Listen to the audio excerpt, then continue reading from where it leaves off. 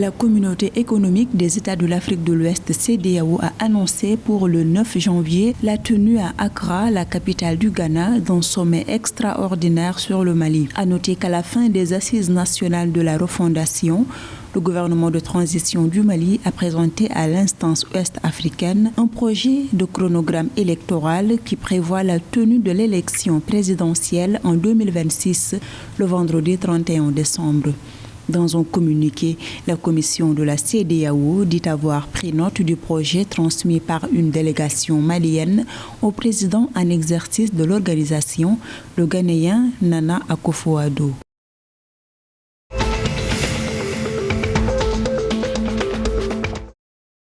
La capitalisation du marché des actions de la Bourse régionale des valeurs mobilières, BRVM, des 8 pays de l'Union économique et monétaire de l'Afrique de l'Ouest, UEMOA, a atteint 6 085,4 milliards de francs CFA le 30 décembre 2021.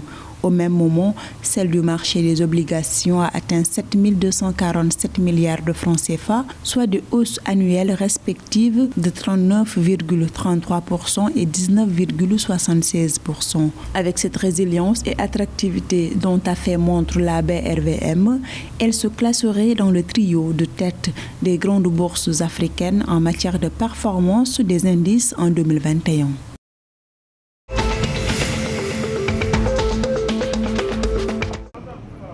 La loi de finances gestion 2022 du Togo prévoit des allègements fiscaux à l'endroit des acteurs économiques. Ces allègements concernent la déduction des charges d'exploitation pour les entreprises, notamment l'intégration des charges liées aux objets publicitaires, la déduction des dons faits aux cantines scolaires, ainsi que des mesures d'allègement de l'impôt sur le revenu des personnes physiques dans le cadre des revenus d'emploi. Ces mesures adoptées visent notamment à soulager davantage les contribuables.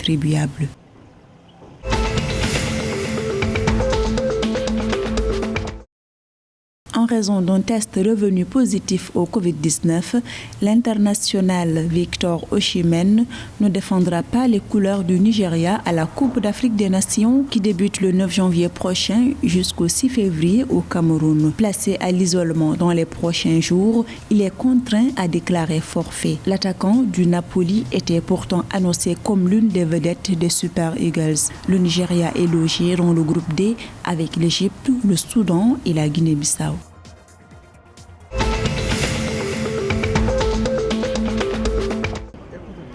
Même s'il figure sur la liste des joueurs sélectionnés pour disputer la Coupe d'Afrique des Nations du 9 janvier au 6 février au Cameroun, Sylvain Gowou, le portier titulaire de la Côte d'Ivoire, risque de ne pas participer à la compétition.